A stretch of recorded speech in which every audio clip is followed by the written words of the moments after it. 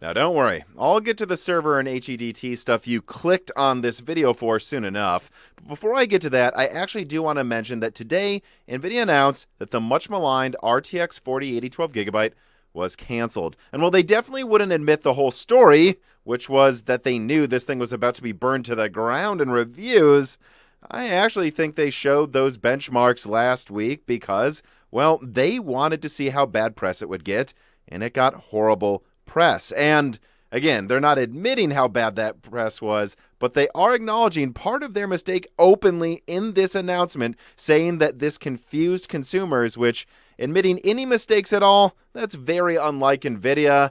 This is kind of unprecedented for Jensen's ego. So this is pretty big news that I want to talk about because, well, seeing this news, I figured I should drop one NVIDIA micro leak today regarding the 4080 brothers. You see, I don't think just canceling the 4080 12GB is enough. I think that 4080 16GB also needs a huge adjustment down in price to $1,000 at most, and frankly, I think it should be $799 to be even remotely reasonable. And remember, I don't like the 2080, but at most, that 4080 16GB should be priced like the 2080 was priced to be even semi-reasonable.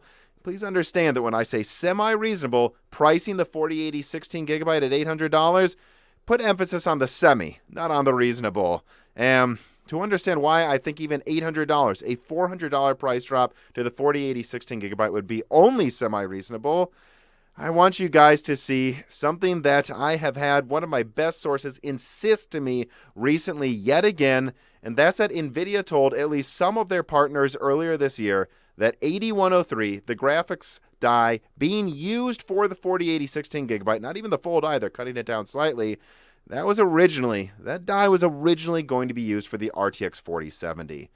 Now, look, I cannot promise you that NVIDIA would have given the 4070 the exact same specs as what we're seeing in the 4080 16GB in today's Lovelace lineup. There's a good chance they may have cut it down slightly more to make the 4070, maybe use standard GDR6. And if they did that, they certainly may have also made the RTX 4080 the full uncut 8103 die pushed to 350 watts instead of the low TDP they've given it for how big its coolers are going to be. But I'm not 100% sure about that. What I am 100% sure about is at the beginning of this year, 8103 was going to be used for the 4070. And so, yeah, I just thought you guys had to know that. So it could have been a lot better than what we're seeing right now, but at least NVIDIA is partially making things more reasonable by canceling that 4080 12GB. And this is an example of how backlash in a changing market can make companies redirect the course that they're on.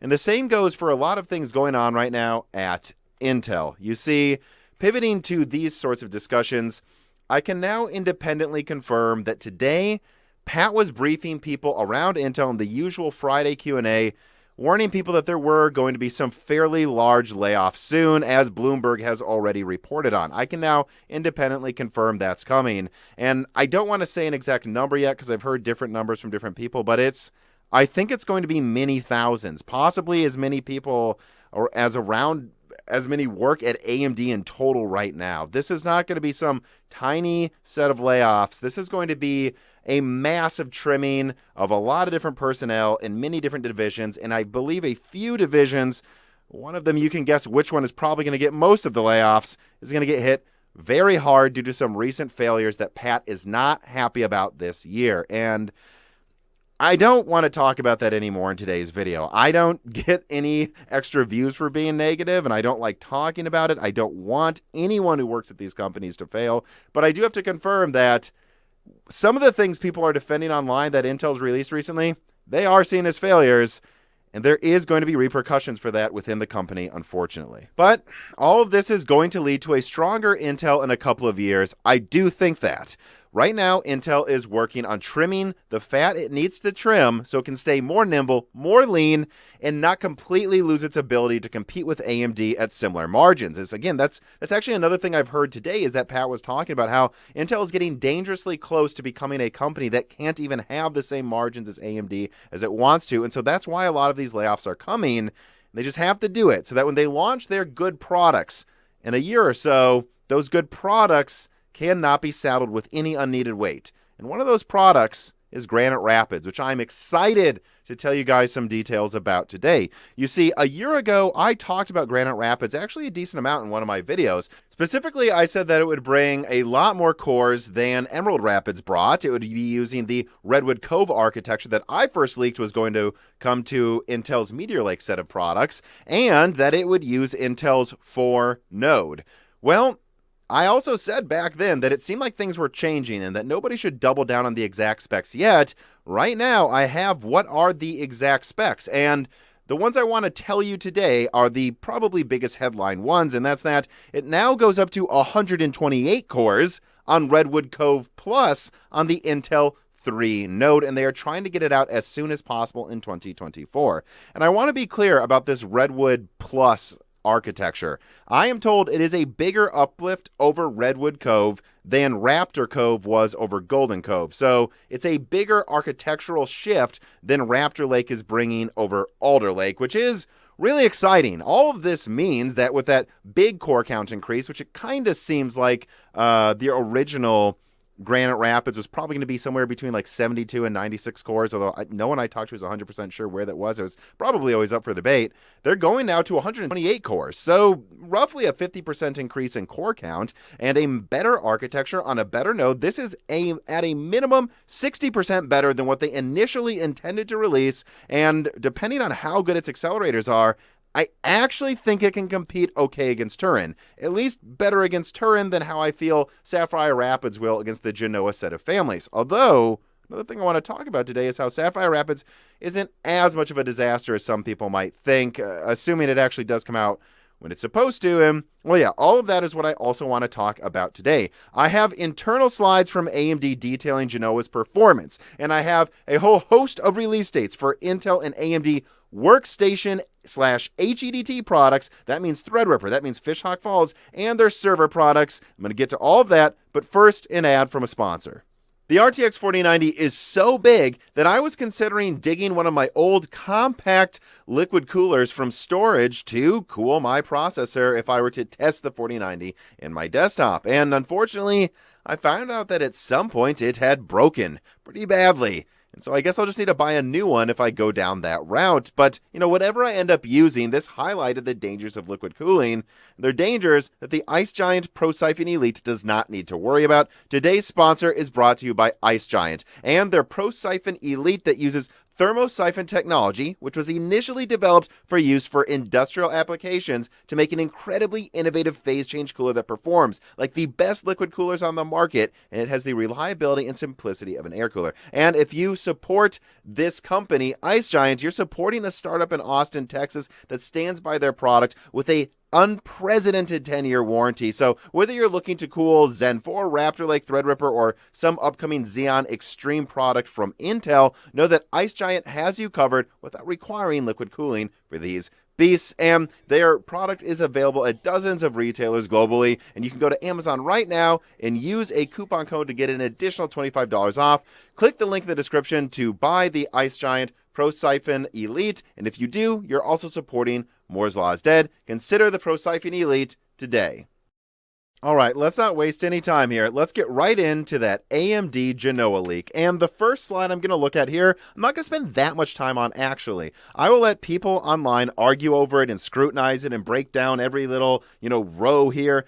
All I want to focus on is talking about how it's pretty clear that Zen 4 in server does have higher boost clocks than it did with Zen 3, but it's not as drastic as on desktop going from Vermeer to Raphael. The boost clocks are higher, but not insanely higher than server Milan. And also, though, the TDPs are on average, from what I can tell, decently higher. Maybe I'm just out of the loop here, but from what I'm seeing, AMD is focusing on above 200, above 300, and 400 watt TDPs much more often than they used to be. And it's because if they push it, they think they're already going to be more efficient than Intel. If we go to slide 2, they can argue their per socket performance blows Intel out of the water. Now, remember, right now what they're doing is comparing themselves to the Ice Lake X 40-core Xeons. But if you follow that dotted line, that is what Intel has on the market right now, and I do believe Genoa will launch, I don't know, about a month before Sapphire Rapids. You can see that mid-range Genoa blows the best Intel server chips on the market right now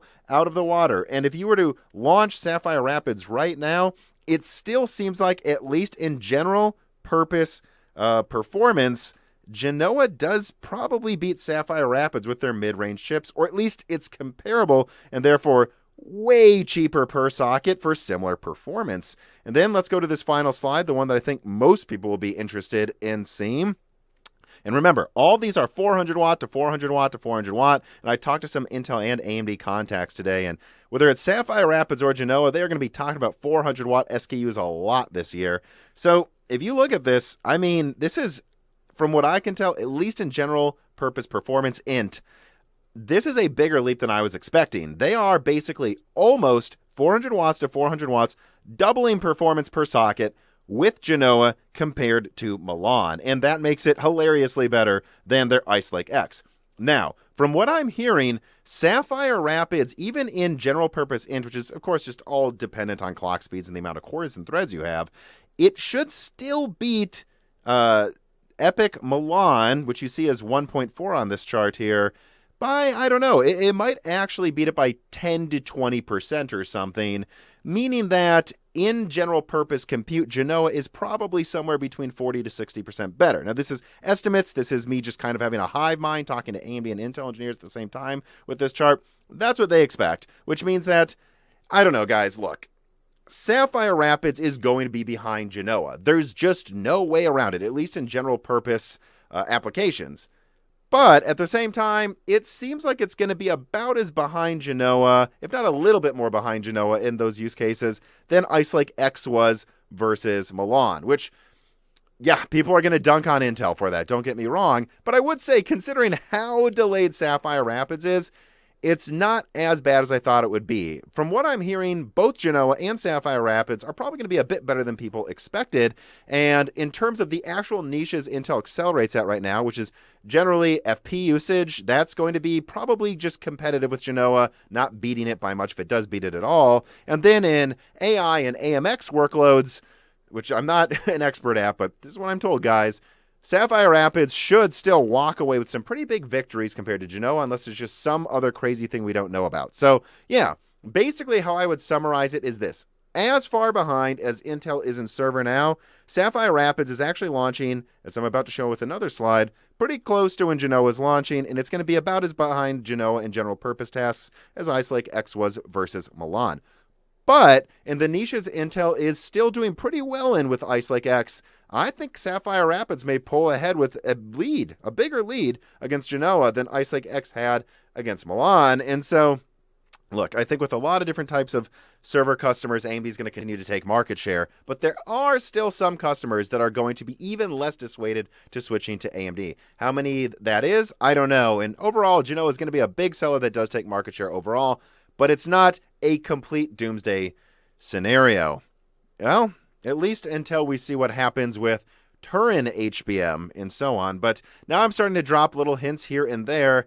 I actually now want to go through what I know about upcoming server and workstation releases. So if I put this on screen right here, let's just start going through what I can tell you guys. So yeah, it's not technically really out yet, but this quarter AMD Genoa launches. And then near the very end, we should be seeing single socket Sapphire Rapids server launch, followed by 2-socket workstation Xeon Extreme. And that's what people say it will be called, which is, I don't know. I think if you ask me, that's kind of exciting that it's going to be, look, it will be way less efficient than a lot of AMD workstations, but it does show that Intel's willing to brute force its way into competing in high-end workstation again. If they've got to use 2 Sapphire Rapids chips in a dual socket configuration, whatever, they're going to do it.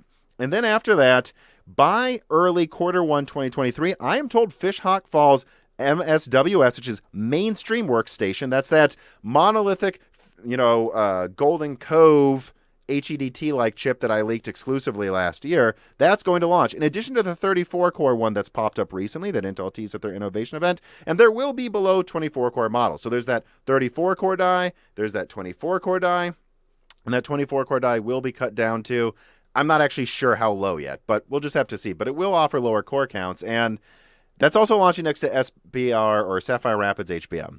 Now, I would want to take a second here to talk about Fishhawk Falls, right? Comes out early Q1 to do it yourself from what I'm seeing here, and then OEM to as well later in Q1 or Q2. It's all going to come down to price. And I just don't see, especially that 34-core die, looking cheap at all. It looks insanely expensive to me.